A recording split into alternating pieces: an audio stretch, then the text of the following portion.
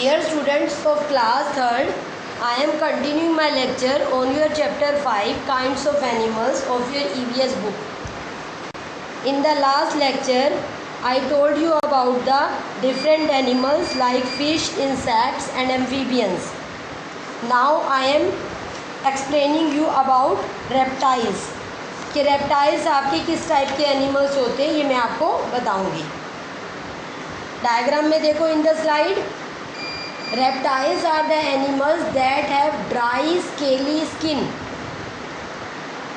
Lizards, crocodiles, turtles and snakes are the examples of reptiles. Snakes, reptiles have two short forelimbs and two short hind limbs which help them to crawl on the ground. Snakes have two limbs. Snakes have no limbs. Snakes have no limbs.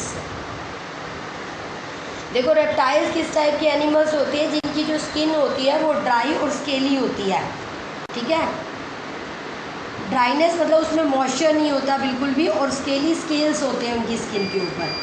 अब इसके examples क्या है? Lizard आपको घरों में आराम से दिख जाती होगी.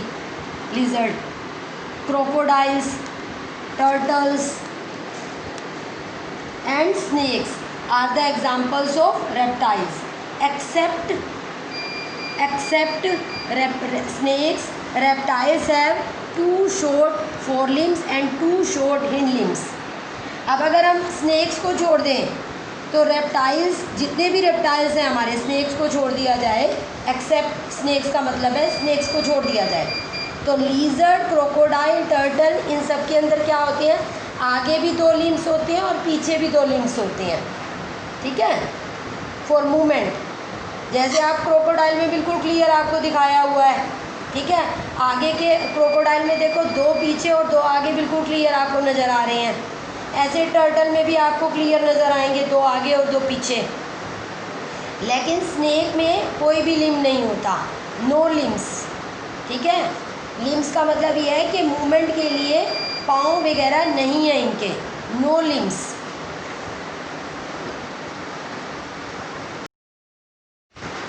Next, birds. The bodies of birds covered with feathers. Four limbs are absent in them. Instead they have two wings which help them to fly. They have two hind limbs, that is the leg that help them to perch on the trees, to walk and hop on the ground. They have hard beaks to eat their food. Teeth are absent in the birds. Sparrow, parrot, peacock and eagle are example of birds. देखो birds तो आप daily देखते हो. ठीक है. जहाँ पर भी ट्रीज़ वगैरह होंगे आपको बर्ड्स दिख सकते हैं. तो बर्ड्स में आप क्या देखते हो? बर्ड्स में फैदर्स होते हैं, पंख होते हैं, जिसकी वजह से वो फ्लाई कर सकते हैं, उड़ सकते हैं. ठीक है. इनके आगे के जो लिम्स होते हैं वो एब्सेंट होते हैं, और पीछे के जो हिंड लिम्स होते हैं वो उनको ट्रीज़ पे पर्च करने में, बैठने में, जैसे ट्री वगैरह की ब्रांच वगैरह पे वो बैठते हैं, उनको बैठने में वो हेल्प करते हैं. मतलब उनकी पोजीशन बनाने में, उनकी ग्रिप बनाने में हेल्प करते हैं.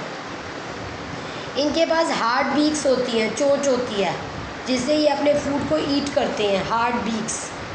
Teeth are absent in the birds. Birds के अंदर टीथ प्रेजेंट नहीं होते हैं, एब्सेंट होते हैं, मतलब नो टीथ. ठीक है. स्पैरो है, पैरेट है, पीकॉक है, ईगल है. These are birds. These are the example of birds. तो बर्ड्स कैसे एनिमल्स है बेटा?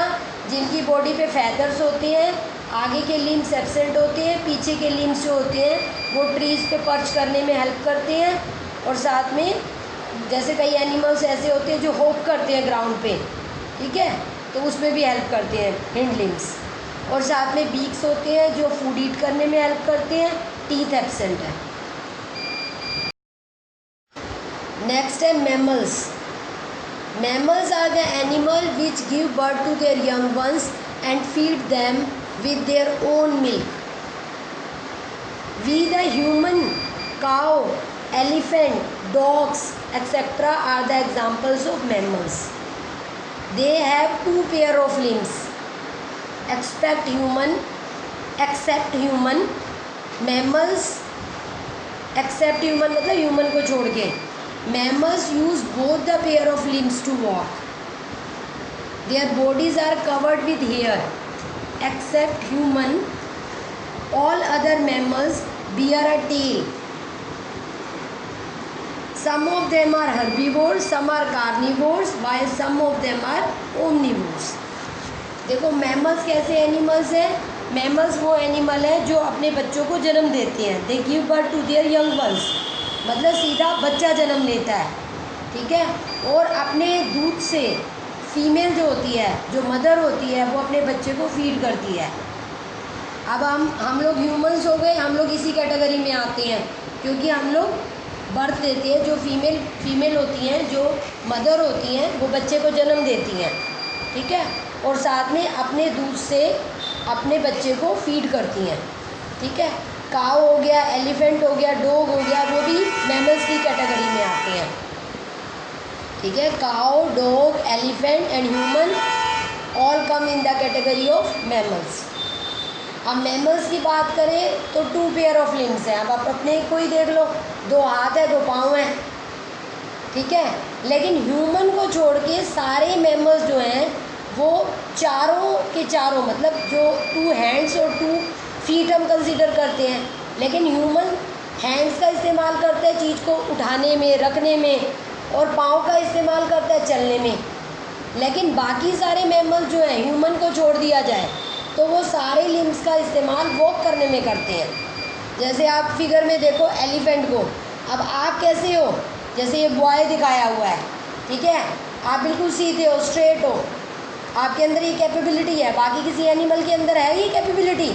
काऊ में देखो चारों लिम्स नीचे टच कर रहे हैं, डॉग में देखो चारों लिम्स नीचे टच कर रहे हैं, एलिफेंट में भी, लेकिन ह्यूमन को देखो, बॉय को देखो, तो क्या हाथ नीचे टच कर रहे हैं? नहीं ना, क्योंकि हाथों का इस्तेमाल हम चीज़ को उठाने, लिखने, पढ़ने में करते हैं, लिखने में करते हैं। इसीलिए हम ह्यूमन को सबसे ज़्यादा इंटेलिजेंट एनिमल कंसीडर करते हैं ऑन द अर्थ, ठीक है, क्योंकि हमने अपने आप को उस हिसाब से मॉडिफाई कर लिया, लेकिन बाकी किसी भी एनिमल ने अपने आप को मॉडिफाई नहीं किया है, ठीक है। Their bodies are covered with hair. अब अपने हाथ पाँव को देखो, उसमें छोटे छोटे हेयर नज़र आएंगे आपको बॉडी पे, ठीक है, तो हेयर से हमारी बॉडी कवर्ड है, और हेयर हमें कई टाइप की प्रॉब्लम से बचाता है।